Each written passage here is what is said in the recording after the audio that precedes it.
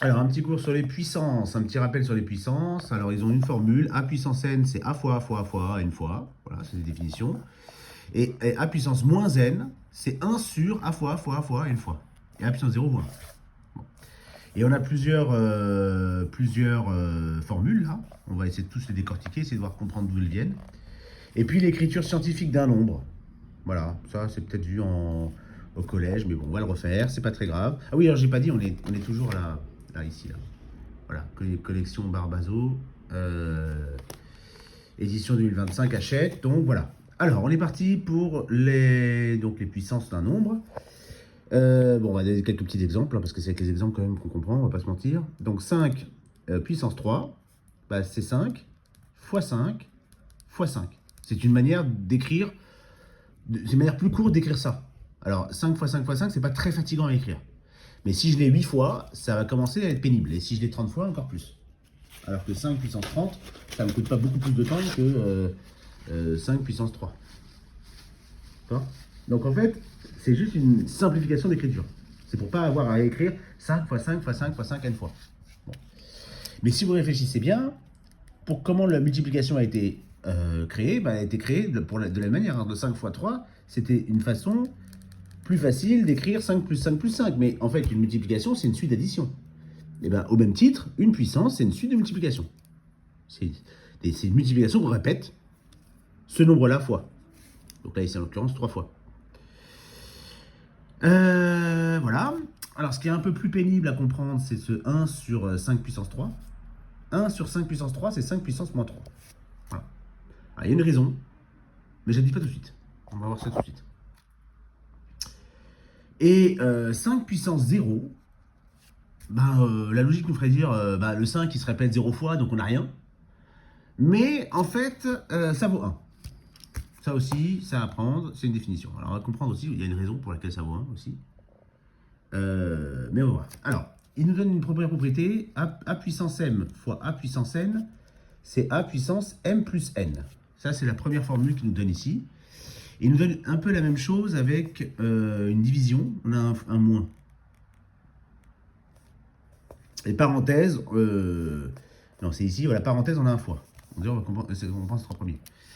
Bon, on va prendre un exemple. Si je prends 5 puissance 3, que je multiplie par 5 puissance 6, bah, la logique me ferait dire j'ai un fois. Donc ça me fait 5 puissance 3 fois 6, 18. D'accord? Mais c'est pas ça. C'est absolument pas ça. C'est pas 18. Et pourquoi? Parce qu'en fait, 5 puissance 3, je vais l'écrire. 5 puissance 3, c'est 5 fois 5 fois 5. Et 5 puissance 6, ça c'est 5 puissance 3. Et 5 puissance 6, c'est 5 fois 5 fois 5 fois 5 fois 5 fois 5. Je ne vais pas oublier. 1, 2, 3, 4, 5, 6. Voilà. Donc si je dois réécrire tout ça là, tout ça, je dois le réécrire proprement. Bah, je compte le nombre de 5. J'en ai 1, 2, 3, 4, 5, 6, 7, 8, 9. J'en ai pas 7. J'en ai pas, on avait dit quoi, 18. J'en ai pas 18.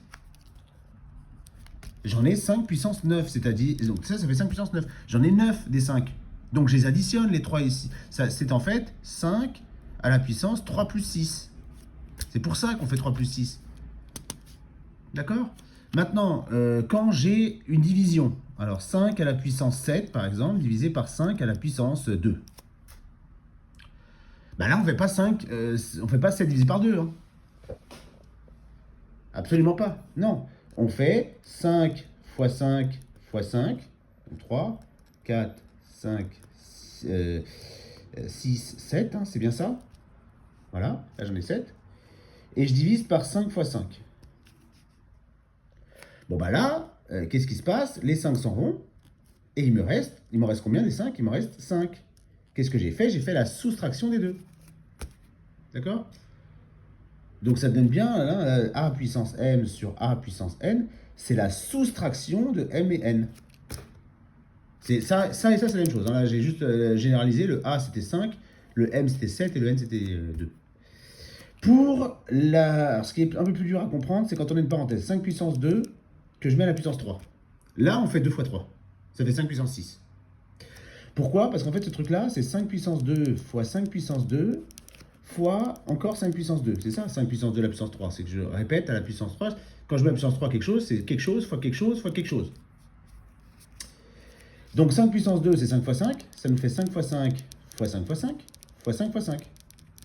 Et ça, des 5, ben j'en ai 6 fois. J'ai 6 fois le nombre 5. D'accord. Bon, bah ça c'est les propriétés. Puis par contre, quand on a un produit, donc quand on a A fois B à la puissance n, là par contre c'est A puissance n fois B puissance n. Ça marche. Ce qui ne marche absolument pas avec plus. Hein, si vous avez suivi la vidéo sur le calcul littéral, avec un plus, on ne peut pas mettre plus ici. Hein, on n'a pas le droit. Par exemple avec le carré, ça ne marche pas. Il faut utiliser un temps marquable. Bon, mais là ça marche. Bon, on peut faire un petit exemple si vous voulez. 2 fois 3 à la puissance, je sais pas, 2. Par exemple, ça fait, si je dois calculer, ça fait quoi? Ça fait 6, 2 fois 3, 6, d'accord? 6 puissance 2 qui fait 36. Mais si je calcule séparément, 2 puissance 2 fois 3 puissance 2, c'est la même chose normalement. 2 puissance 2, 2 fois 2, 4, 3 fois 3, 9, et 4 fois 9, 36. Vous voyez? C'est une autre manière de l'écrire. Et ça marche tout le temps, hein. Ça, j'ai particularisé à des nombres très simples, mais vous prenez 17, 42 et 63, ça marchera.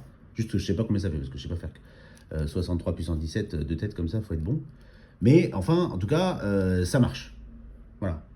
Et ça marche pour la division aussi. Hein. Si on fait 100 divisé par 5 à la puissance 2, bah, ça fait 100 puissance 2 sur 5 puissance 2. Ça marchera aussi. Et puis l'écriture scientifique. Alors l'écriture scientifique, donc là il donne la définition. Donc là j'ai expliqué toutes ces formules. Hein. Voilà. Et puis, alors il précise bien que B doit être différent de 0. Sinon on ne peut pas diviser par 0. Et là il précise que A doit être différent de 0. Parce que sinon on ne peut pas diviser par 0. Voilà. Donc A doit être différent de 0.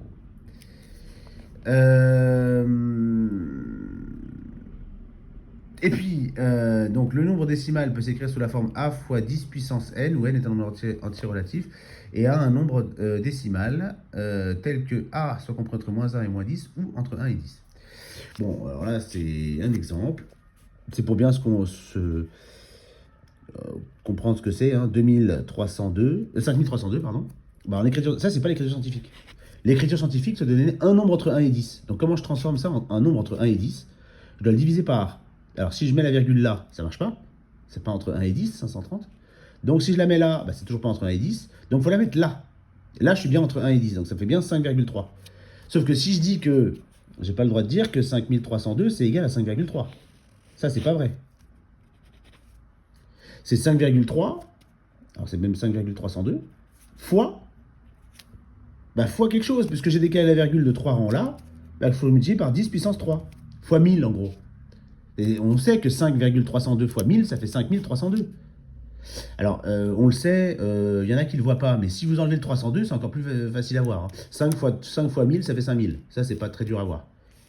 D'accord? Mais 5,302 fois 10 puissance 3, ça fait 5302. Bah, c'est ça l'écriture scientifique.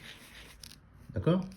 Donc on a une puissance positive parce qu'on a un nombre plus grand que 10. Mais